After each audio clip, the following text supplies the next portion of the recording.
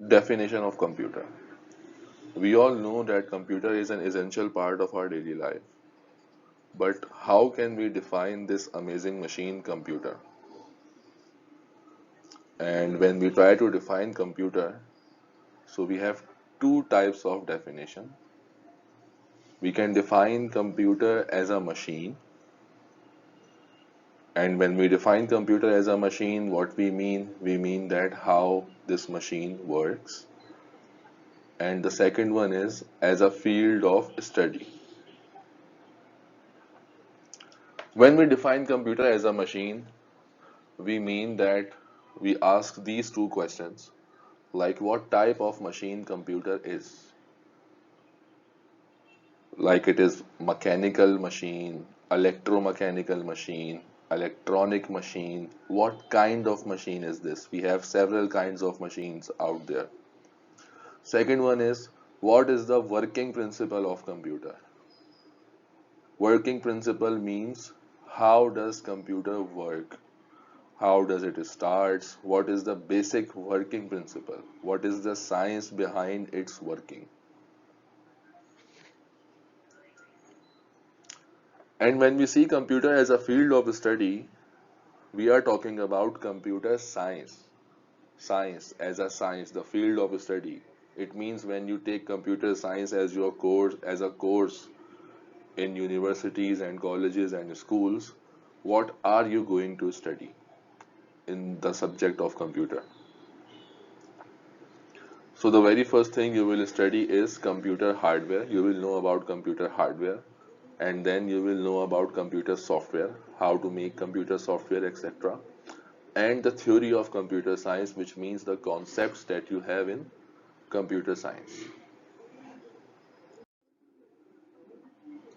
So let's first talk about what type of machine a computer is. So computer is an electronic machine. So this is our keyword. This is a type of machine we are talking about.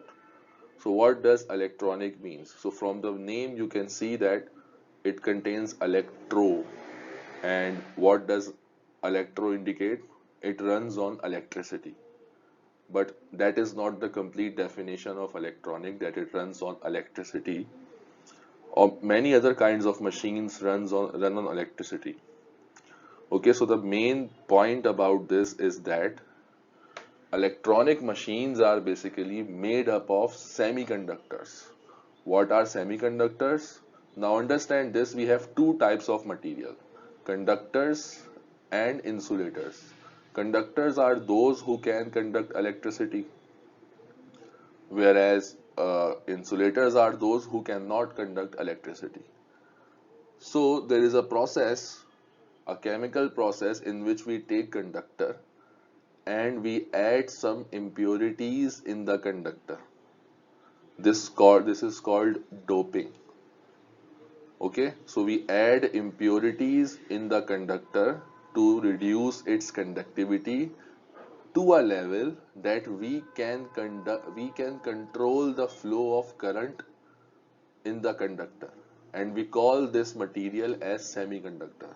So what are we doing? We are adding impurities in the conductors to a point so that we can control the flow of current in the conductor. Okay, and another quality is this, they work on 5 volts. Electronic devices, electronic components work on 5 volts. So we have reduced the voltage. We have reduced the current on which they operate.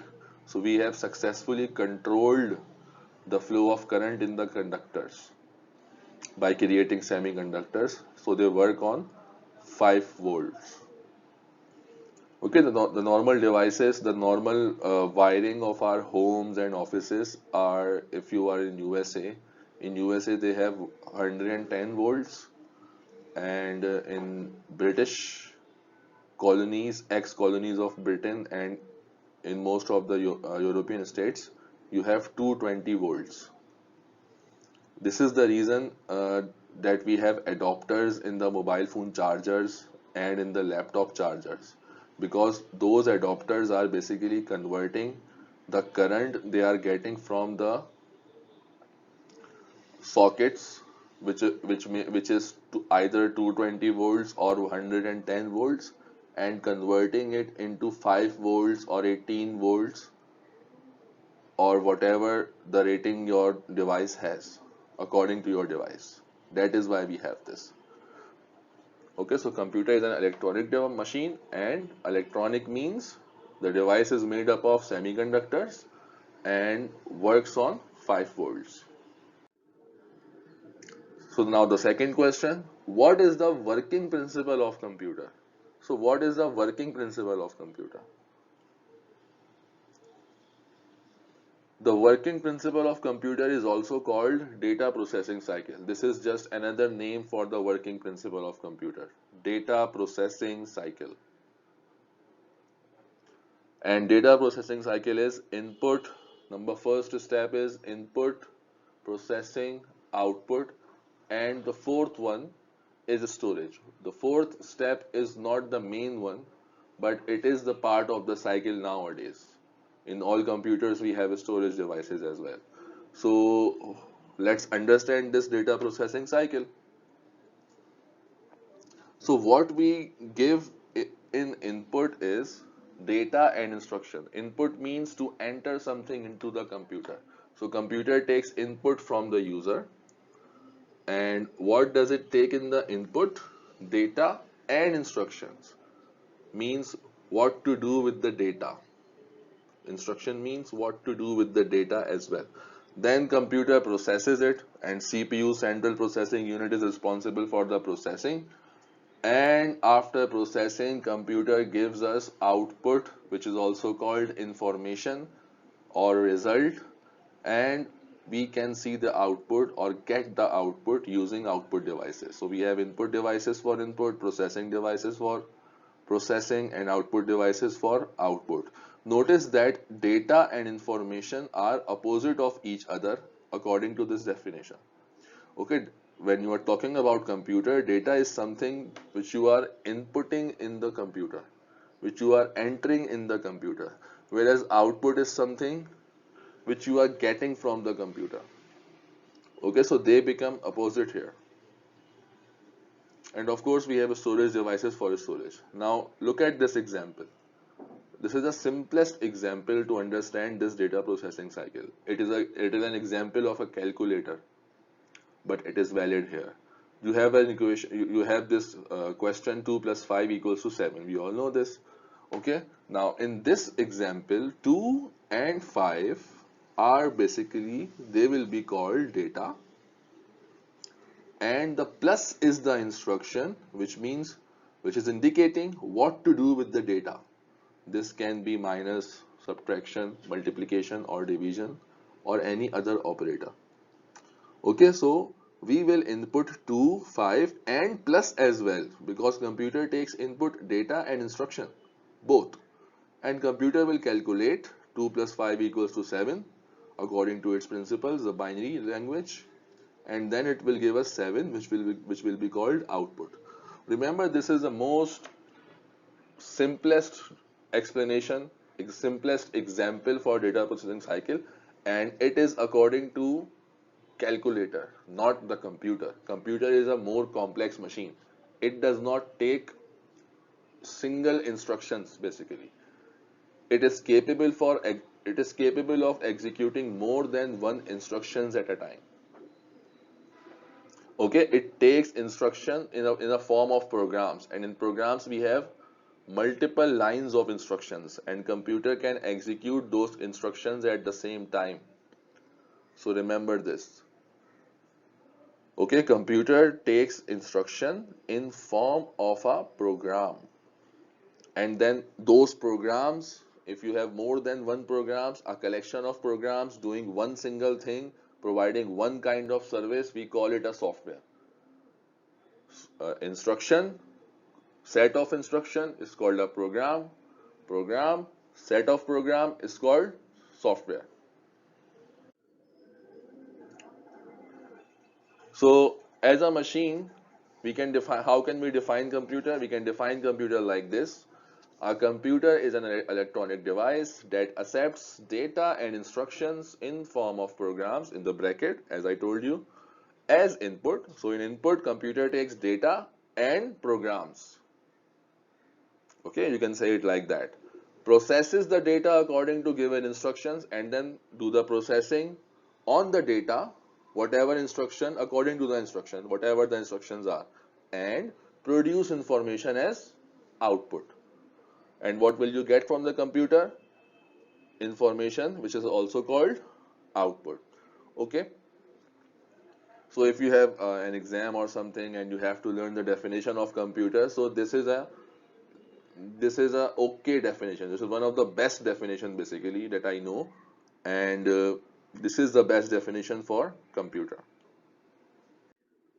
Now, as a field of study which is computer science, like when you take computer science as a degree or a course, what will you study in the computer science? So the very first thing is computer hardware.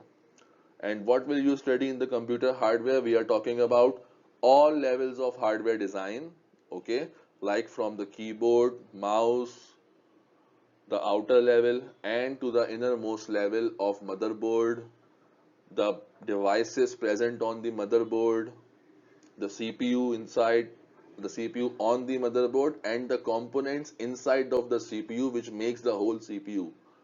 So all levels of hardware design, how they interact with each other, how they form an architecture, okay, how these components are integrated with each other and are working together to make possible this wondrous machine, computer, as well as the integration of hardware and software components to form computer systems.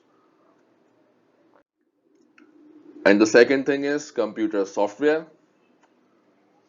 So in computer software, what you are going to study? You are going to study about software engineering, programming languages, operating systems, information systems and databases, artificial intelligence, computer graphics, etc.